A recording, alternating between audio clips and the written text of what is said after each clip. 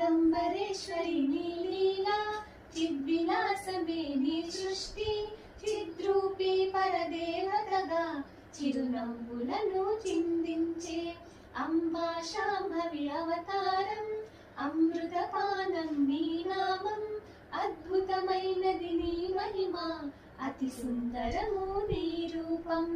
అమ్మలగన్నా అమ్మముగా, ముగ్గురమ్మలకు మూలముగా, జ్ఞాన ప్రసూన రావమ్మ, జ్ఞానమునందరికివ్వమ్మ.